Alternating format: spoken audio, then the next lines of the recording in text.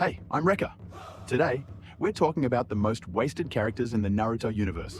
Some of them disappeared without ever contributing to the main story, while others had great potential but ended up as mere background characters.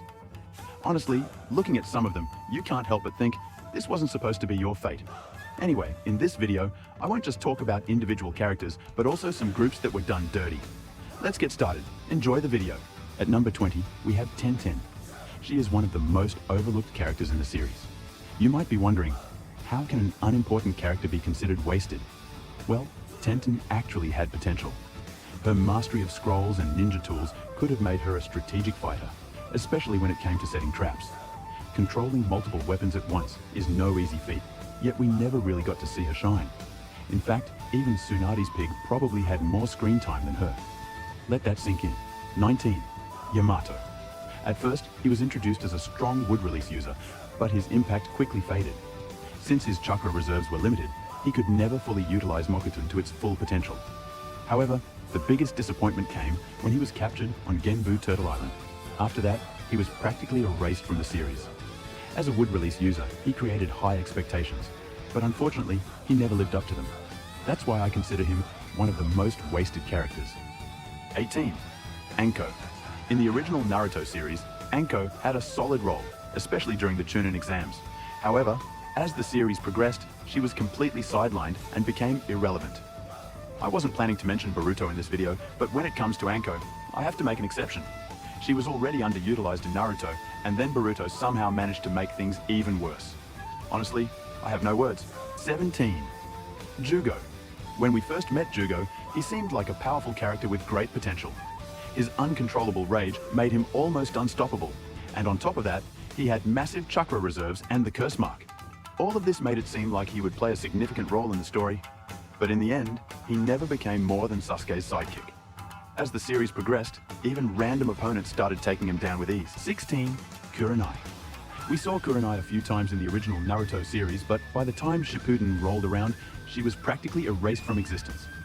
The moment she got pregnant, it was like the writers decided she had no purpose anymore.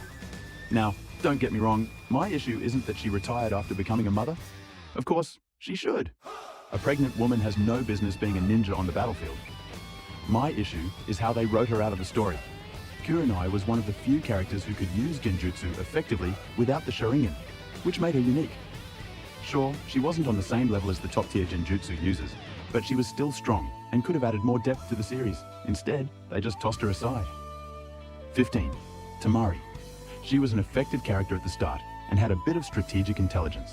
However, as the story progressed, she didn't show the development we expected. In other words, she remained the same from the beginning to the end. 14. Kimimaro. Kimimaro was a very strong character, but his illness limited his potential. If it weren't for his illness, he could have lived longer, because even with the illness weakening him, he was still quite powerful. Also, he was a character loved by many. As for Volvir's Recep, he was wasted too early. Conan. Conan might be one of the least overhyped characters.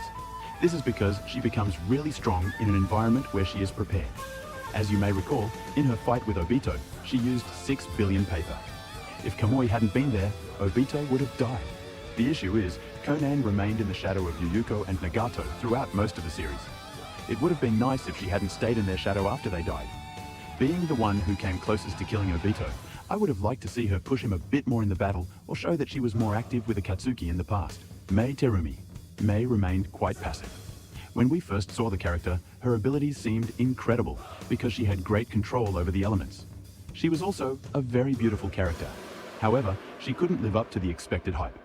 Although she was very strong as a Kaga, she was mostly left in the background. While we expected amazing things from her element abilities, we didn't even get to see much of the character. Among the other Kaga, Mei was definitely the one left most in the background. Because of this, it felt like fan service for the male characters, but honestly, she was a quite funny character to watch. Jiraiya. Unfortunately, Jiraiya was sacrificed for Nagato's character development. Even though he had the chance to escape until the last moment of the battle, he didn't. This was because, for the sake of mangaka Naruto's character development, he chose to lose his teacher. I won't talk much about this fight, as I believe most of you share the same opinion. If anyone has a different view, feel free to share it in the comments. 10. Hiruzen. Hiruzen was a very special ninja, or rather, he used to be. He was so special that he could use all 5 elements. In fact, it's said that he knew thousands of jutsu, including every jutsu in the village. So, what did we actually see based on this? Nothing. He was introduced as the god of shinobi at first, but as the series progressed, Hashirama came more into the spotlight and Hiruzen was left behind. In my opinion, he was a wasted character because he couldn't live up to the hype created at the start. I would have preferred if they didn't try to fill in the role of the strongest shinobi for him from the beginning, but instead made him understood as this hyped character from the start. That's the direction of my criticism. 9. Hanzo. You all know Hanzo. I've mentioned him several times before. As you know, he defeated the younger members of the Seinen clan and was once the leader of Amigakure. He ruled the village with his power. However, in my opinion, Hanzo was wasted. A character introduced as this powerful was killed off in such a simple way, without even showing how he died. After being revived through Edo Tensei, this somewhat strong character was defeated by Mifune, the leader of the samurai. So there isn't much to comment on about this. 8. Shino. Guys, some of you might have forgotten about Shino, but in my opinion, he had the potential to defeat anyone. With his ability and the insects he controls, anything was possible.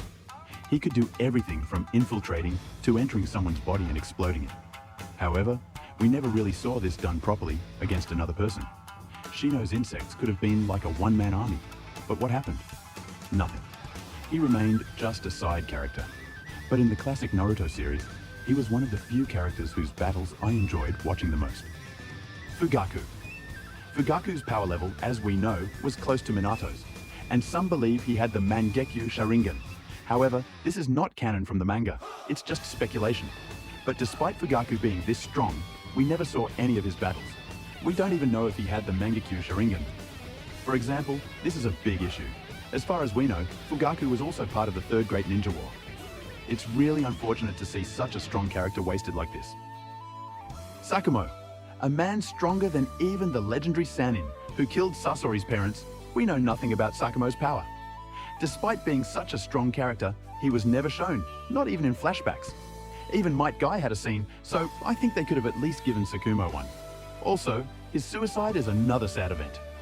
Rock Lee. Lee was definitely wasted. Remember the classic Naruto series, guys? Rock Lee was an amazing character. From the Chunin exams to his fight with Kimimaro, everything was legendary. He even beat Sasuke. However, we never got what we expected from Rock Lee. Kishimoto chose to leave him as just a side character and waste him. In Boruto, it seems like they forgot Lee even knew the 8 gates, with everything else going on. In my opinion, he's one of the most wasted characters throughout the series. Madara. Madara was completely removed from the story in a ridiculous way. We never even got to see his full power, and he was taken out by a single hit from Suigetsu. A legendary anime figure like Madara didn't deserve to be wasted like that, in my opinion.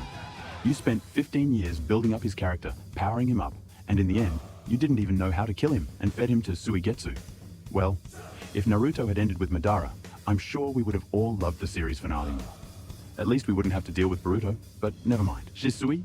Shisui was an incredibly powerful character because his Mangekyo Sharingan had the legendary technique Kotoa Matsukami. This ability could alter a person's will without them even realizing it, making it far superior to ordinary genjutsu. It was so powerful that it could convince someone that milk is black. Its only weakness was the long cooldown time.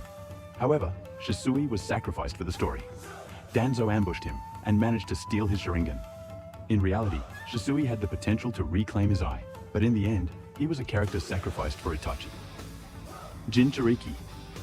There's no need to go over each Jinchuriki one by one because, aside from Naruto, almost all of them were wasted in the story. Akatsuki took them down as if they were running simple errands. It's hard to understand how they became so ineffective. Jinchuriki were truly underutilized. In fact, as seen in the battles we never saw content, most of those unseen fights were between Akatsuki and the Jinchuriki. Neji's case is different from the others. You can argue that Shisui's death was necessary to push Itachi toward massacring the clan, but Neji was written solely to be sacrificed. First, he was used to validate Naruto's ideology, and later, he was killed off to strengthen Naruto and Hinata's bond. He barely had a proper role in Shippuden, yet he had the potential to become the strongest in the Hyuga clan, and even one of Konoha's top ninjas. But in the end, he was wasted for the sake of the story. That's it for this video. Which character do you think was wasted the most? Let me know in the comments. See you in the next video.